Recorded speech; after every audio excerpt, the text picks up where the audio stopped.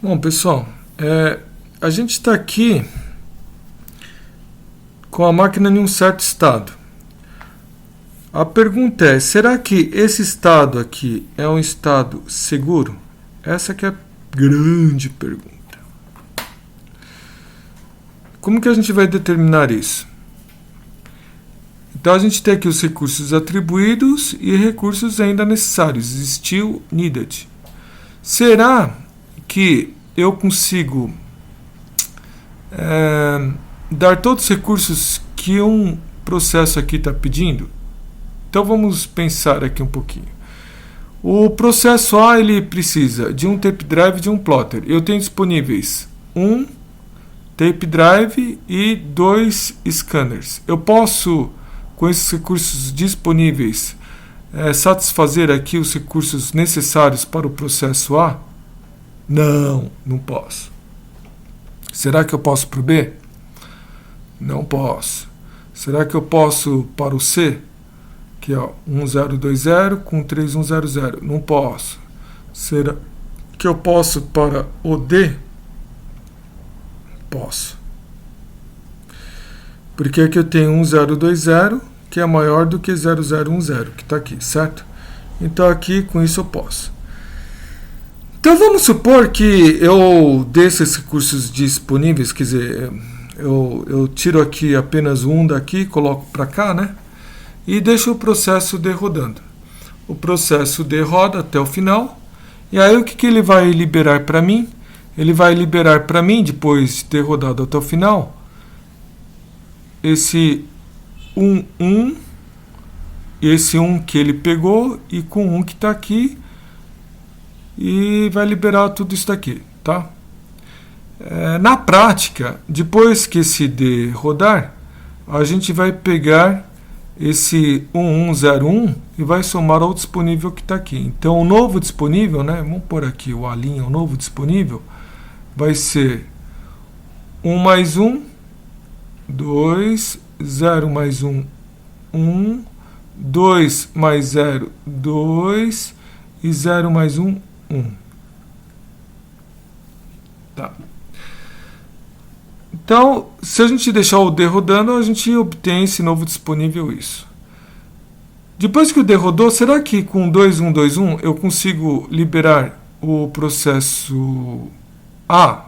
Consigo. Se eu liberar o A, então o novo A, 2 linhas, isso daqui foi o D, tá bom? Isso daqui esse foi o A. Se eu conseguir rodar o A, então aí os recursos disponíveis me somam com 2 mais 3, 5, 1 mais 0, 0, 2 mais 1, 3, 1 mais 1, 2. Opa, eu somei errado aqui, né? Esse é 1 mais 0, 1, né? Ó, vamos ver, ó. 2 mais 3, 5, 1 mais 0, 1, 2 mais 1, 3 e 1 mais 1, 2. Isso. Agora, será que com esse daqui eu consigo rodar o processo C? Óbvio que sim, né? Então daí o meu disponível aí depois de rodar o C ficaria, eu tenho que somar 1 mais 1 aqui ficaria 2, mais 3 mais 1, 4 e o 2 está aqui no final, certo? Daí depois que eu rodar o C, será que eu conseguiria rodar o D eu já rodei, o B eu já rodei? Não, o B eu não rodei ainda. Eita, nós não rodei o B. Mas será que eu consigo rodar o B com esses carinhas aí? Com tudo isso disponível? Deixa eu ver. Sim, poderia rodar o B, porque isso daqui é bem maior do que o disponível que o still needed que o B precisa. Então o que aconteceria na prática é que eu somaria esse 1 que está aqui, né? Então ficaria 6, 3, 4, 2. Será que agora eu posso rodar o E com tudo isso disponível? Hein, pessoal?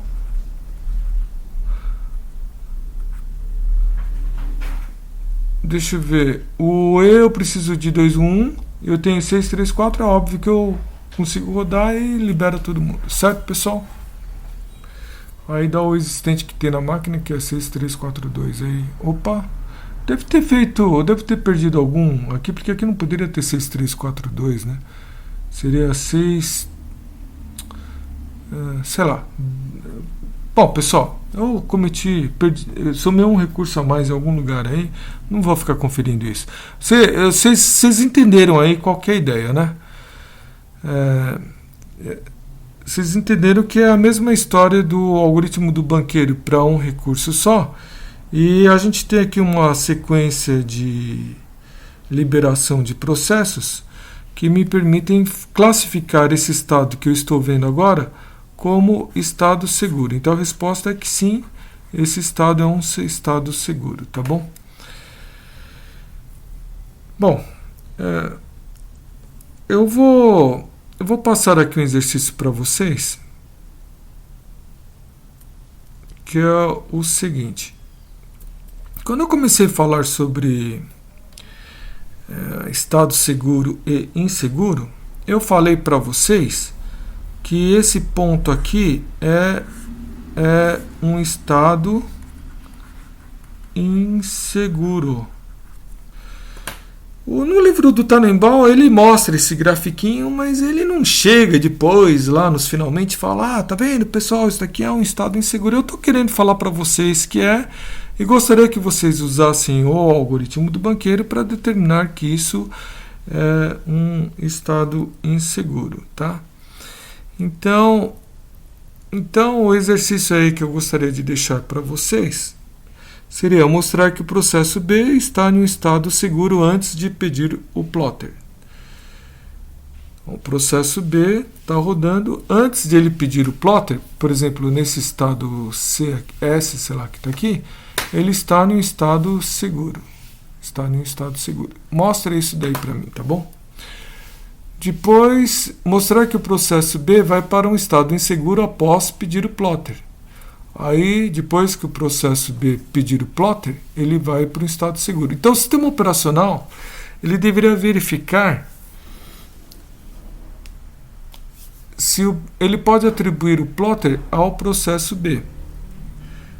Então, ele verifica para que estado que ele vai. Ele verificou que foi para um estado inseguro.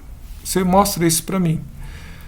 Então, portanto, o sistema operacional, como o algoritmo dos banqueiros, com o algoritmo dos banqueiros, se é que existisse um sistema operacional com esse algoritmo dos banqueiros, não existe esse sistema operacional, pessoal, é uma fantasia, um delírio do Dijkstra, tá bom? Não existe isso, mas se existisse, então, ele não deveria conceder o plotter ao processo B.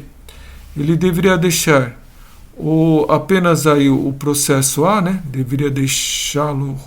deveria apenas deixá-lo rodá-lo até o final. Deveria deixar apenas o processo A rodar até o final. Ele deveria deixar apenas o processo A rodar até o final. Não deveria atribuir o plotter ao B, deixa o A rodar até o final e depois atribuir o plotter ao B e terei evitado o deadlock. Tá bom? Vocês conseguem fazer esse exercício aqui para mim, pessoal? É bem facinho, tá? Vocês têm que montar aquela estruturinha de dados aqui que eu mostrei aqui para vocês, que seria essa que está aqui, Em vez de eu teria aqui plotter e printer, E vocês teriam que montar essas matrizinhas e montar esse EPIA aqui e discutir as coisas. Eu sempre tenho passado isso daí para todos os outros anos, o pessoal sempre acerta, tá bom? Sempre tem um aluno lá que vai e acerta. Vocês vão acertar também. Deixa eu ver o que mais que eu tenho que falar agora uma coisa para vocês, que é por que o algoritmo do banqueiro ele não foi realmente utilizado em nenhum sistema operacional? Essa é a pergunta. Por que o algoritmo do banqueiro não é utilizado na prática? Não é utilizado na prática.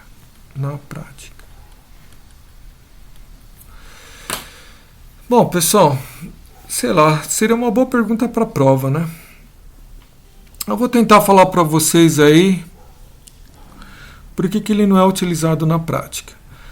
Tá vendo aqui que para fazer isso funcionar, eu preciso de ter uma tabelinha aqui que é Resources Still Needed, né? E como é que eu vejo quais são os recursos que eu ainda preciso? É porque antes do processo rodar, eu atribuo um número máximo de recursos, que eu posso atribuir a cada processo. Então, quer ver? Vamos pegar aqui, tá vendo? Esse max que você está vendo aqui, ó. Então, antes de colocar o processo com múltiplos recursos para rodar, eu tenho que ter uma tabelinha falando qual que é o número máximo de recursos que eu posso atribuir a cada processo, tá? Aí, dessa tabelinha de recursos máximos é que eu tiro aqui os resources still needed, os recursos ainda necessários, tá bom, pessoal? Qual que é o problema disso? O problema é que eu não tenho, assim, nenhum processo ele consegue ter assim esse feeling, né, de ficar chutando quais são os recursos máximos que ele vai precisar, porque pode ser que ele não precise daquele número máximo de recursos, concorda comigo? Mas aí, se ele não precisa daquele número máximo de recursos, na hora que você estiver rodando e determinando aqui os recursos, seus estados seguros e inseguros, você pode estar errando por uma segurança muito maior do que você precisa, né? Se você chutou um número de recursos máximos muito altos. E aí, como ninguém consegue chutar bem esses recursos máximo que cada processo precisa, né? Por que a gente não consegue chutar? Porque vira e mexe esse número é determinado enquanto o processo está rodando. A gente precisaria de chutar esse recurso máximo antes do processo rodar, tá entendendo? Na prática isso não funciona. Então esse algoritmo do banqueiro, embora a ideia tenha sido proposta por um gênio, né, que é o Dijkstra, na prática isso acabou não sendo utilizado, tá bom?